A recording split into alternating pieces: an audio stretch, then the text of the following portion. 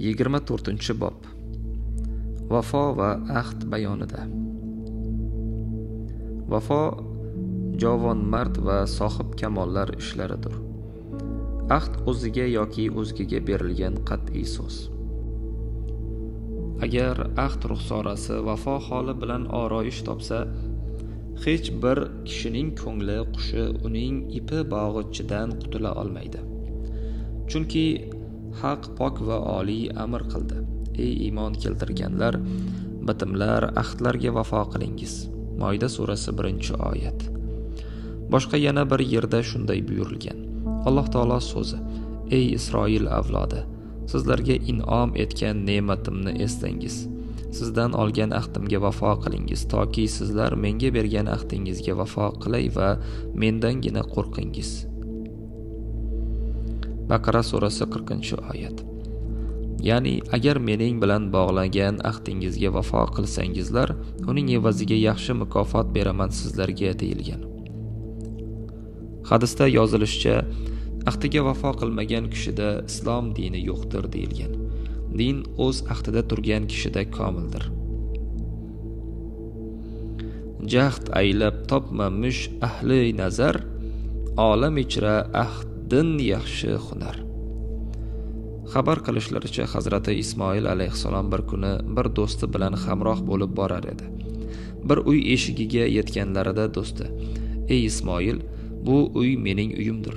Agar hamrohligimni hurmat qilsang, mening bu uyda bir oz ishim bor. Men kirib ishimni saramjon qilib chiqquncha sen shu yerda turgin. Men darhol qaytib chiqaman dedi. Ismoil alayhissalom bu va'dani qabul qilib tashqarida qoldi. U kishi uyiga kirib aytgan ishini saramjon qildi, ammo Hazrati Ismoil holini xotirdan chiqarib qo'ydi. U uyning yana bir boshqa tarafidan ham yo'li bor edi. Undan chiqib yana bir tomonga ravona bo'ldi. Alqissa 3 kun o'tganidan keyin u kishi uyi tomon avvalgi tarafdan yana keldi. Ko'rdiki, Hazrati Ismoil uning eshigini oldida intizor o'tiribdi. Undan so'radi: jannat daraxtining mevasi va millat otasining o'g'li bu yerda nima uchun o'tiribsan? Ismoil javob berdi: u zamon meni shu yerda va'da bilan o'tirg'izib eding. Shu va'da bo'yicha sening qaytib chiqishingga ko'z tutib hozirgacha o'tiribman. U kishi so'radi: meni kechikib ketganimni bilib nima uchun turib ketmading? Hazrati Ismoil dedi: sen kelguningcha turishga va'da bergan edim. Va'damga qarshi borishni ravo ko'rmadim. Agar yillar o'tib kelmasang ham shu yerda o'tirar edim. Bu ko'chadan ketmas edim. Shuning uchun haq pok va oliy Ismoil alayhissalomni o'z kalomida shunday tavsif qildi: ey Muhammad, kitobda Ismoil qissasini yod eting. Darhaqiqat u va'dasida sodiq turuvchi nabiy va rasul edi. Maryam surasi 54-oyat ma'no tarjimasi. Ahd aylabon uhdasidin chiqsa har neku nihot, har ne kim qilding gumon ul bo'lg'usi andin ziyod. Ma'lum bo'ldiki, xalqning ahdiga vafo qilish yoqimlidir. Undan keyin maxfiy qolmasinki, Xoliqning ahdiga vafo qilish undan ham yoqimliroq erur. Hikoyati us-solihin risolasida yozilishicha, bir xo'ja bo'lib, uning bir xudojo'y quli bor edi. Nogoh bu xo'ja bemor bo'ldi. Shunda Alloh taologa ahd qildi: agar kasaldan tuzalsam, bu qulni ozod qilaman. Necha vaqtdan so'ng haq pok va oliy xo'jaga shifo berdi, ammo xo'ja qulini juda yaxshi ko'rardi. Shuning uchun uni ozod qilmadi. Keyin yana bemor bo'ldi. Quliga dedi: bor, tabibni chaqirib kel, meni davolasin. Qul tashqari chiqib qaytib kirdi. Xo'ja so'radi: tabib qani? Qul: tabib aytdi: u xo'ja menga qarshilik qilmoqda va aytgan so'ziga vafo qilmaydi. Men uni davolamayman. Xo'ja dedi: ey g'ulom, tabibga borib ayt: men qarshilik qilmayman va ahdimni buzganimdan tavba qildim. Agarchi ketsa boshim, ketmagayman ahd boshidan. G'ulom dedi: ey xo'ja, Tabib aytdi, agar sen o'z ahdingga vafo qilsang, u ham senga shifo sharbatini beradi. Xo'ja bu so'zdan keyin qulni ozod qildi. Darhol tabibdan unga shifo sharbati muyassar bo'ldi.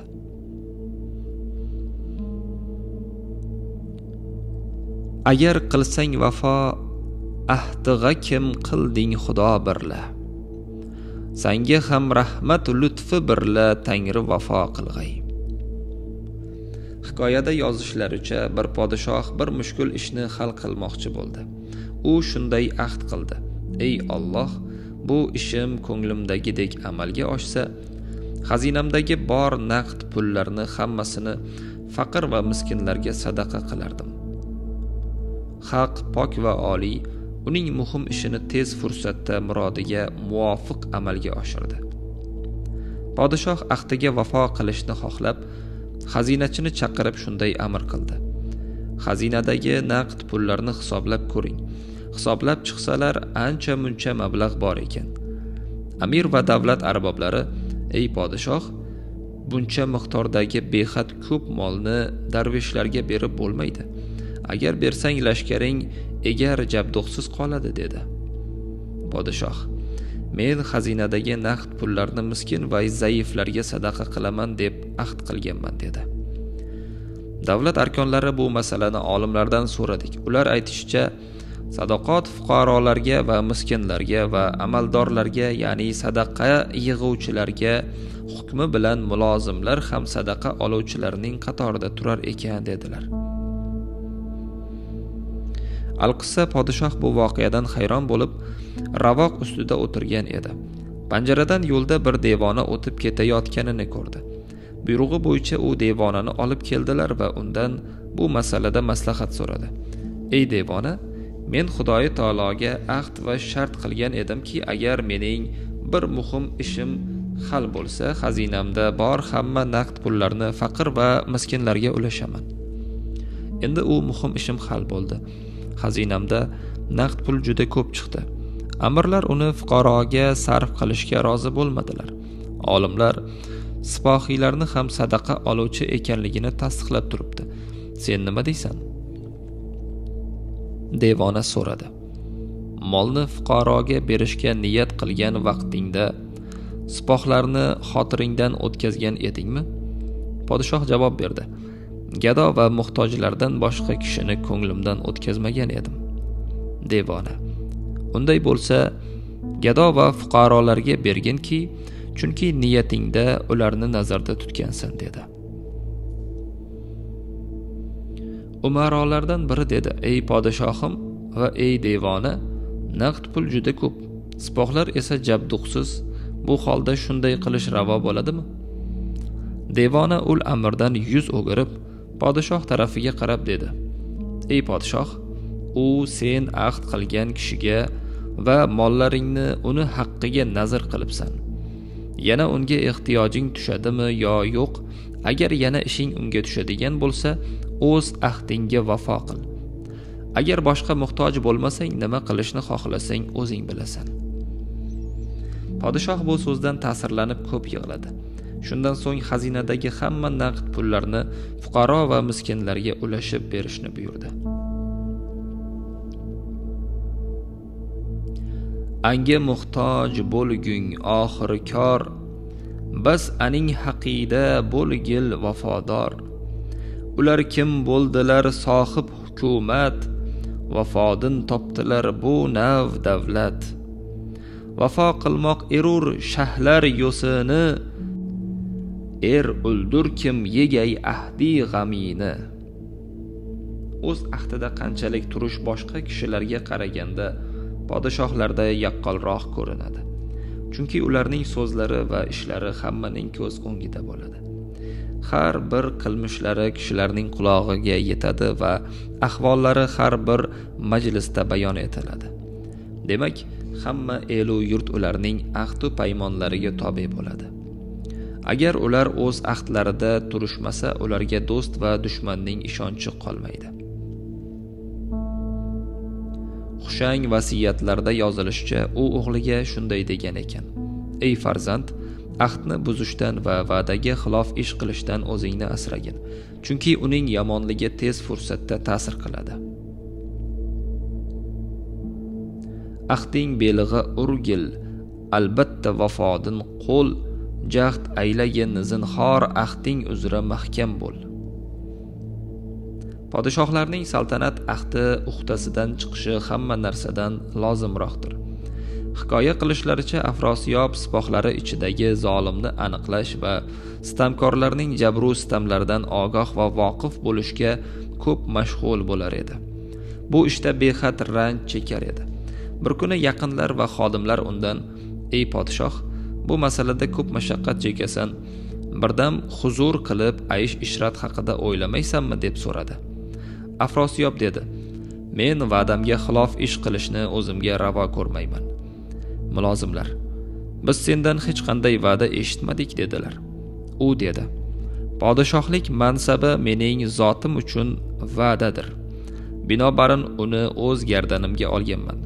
Shunday ekan men bu va'daga vafo qilishim zarur. Zulm chekkanlar va sitam ko'rganlar dodini so'rab, zolim va sitamkorlarga munosib jazo beraman. Podshohlik va'dasi shuni talab qiladi. Xilofi va'da zohir o'lmagay din ahlidin hargiz."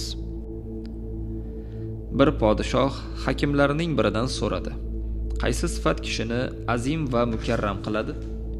Javob berdi: "Va'daga vafo qilish." Yaxshi ahdning xosiyatlaridan biri shuki, jahonning tinch turishi unga bog'liqdir. Chunki butun olamning qudrati podshohlikdadir. Agar podshoh lashkarlari bilan tuzgan ahdiga vafo qilmasa, unga lashkarning e'timodi bo'lmaydi va ular xizmatga bel bog'lamaydilar. Shuning uchun podshohlar ham lashkarga xazinaning shu umid bilan sarf qiladilarki, dushman paydo bo'lganda o'z burchlariga vafo qiladilar. Agar to'g'ri ahd va vafo rasmi odamlardan ketsa, mamlakat intizomiga xalal yetadi. Bundan tashqari savdo va muomalada, ziroat va tijoratda ahdu kelishish ko'p bo'ladi. Agar ularga vafo qilmasalar, butun jahon tuzuki va nizomi yo'q bo'ladi. Shunday ekan, odam o'z va'dasiga vafo yo'lidan yuz qaytarmasligi kerak. Inson vafodorlar suhbatiga intilishi kerak. Mayil angi qil kim senga vafo, qochmag'ay sendin agar yetsa jafo. Bor kim bu qism yori sozdur, jon fidosi bo'lsa dog'i ozdur. Chunki mahbub ermas andoh hech yor, gar vafo qilmas anga ne e'tibor. Yor bordur olam ichra beshumor, lek topilmas vafo aylar g'ayor. Ixtiyor et sidq ahli xizmatin, istag'il ahli vafolar suhbatin. Xuroson tarixi kitobida yozilishicha, Yaqub Lays Saforiylar sulolasi va davlat asoschisi, Seyiston amiri. Yaqub Lays mamlakatni zabt etish bayrog'ini ko'tarib Nishopurga yurish qilgan vaqtida Muhammad Tohir Nishopur hokimi edi. U Yaqub Lays itoatini qabul qilmay shaharni berkitdi. Yaqub Lays shahar atrofini qamal qildi. Muhammad Tohirning sipohlari Yaqubga xizmatkor va farmonbardor bo'lishni izhor qilib pinhona xatlar jo'natdilar. Faqat Ibrohim otliq bir yasovul hech qanday xat yozmadi. Yaqub Lays Nishopurni egallab xalqni ham taxtiga bo'ysundirdi. Shunda Ibrohimni huzuriga chaqirdi va so'radi: "Hamma yoru birodarlaring menga xat jo'natdilar. Sen nima uchun menga qulluq izhor qilmading?" Ibrohim javob berdi: "Ey podshoh, birinchidan, burun sen bilan oshno va hamkor emas edim. Uni yod qilsam, ikkinchidan, Muhammad Tohirdan hech ko'ngil og'rigan joyim yo'q. Unga o'zimdan dushmanlik qilsam. Shuning uchun uning hamma in'om va ehsonlari haqqa u bilan o'rtamizda bo'lgan ahd va paymonni buzib tashlashni o'zimga ravo bilmadim. man ul ermas kim, vafo dargohidin bosh olg'ayman. Qilsalar garchi tanimni bandi bandidin judo. Yaqub alayhis shunday dedi: San tarbiyat qilishga loyiq va yaqinlik darajasini berib, aziz tutishga munosib kishi ekansan. Bu vafodor o'lg'oningda ayladim 100 ofarin. Shunday qilib podshoh Ibrohimni lutf va ikromi bilan sarafroz qildi. Boshqa o'z vali ne'matlari haqida yomon gaplarni aytib, unga xiyonat qilganlarni turli uqubatlar bilan o'ldirdi.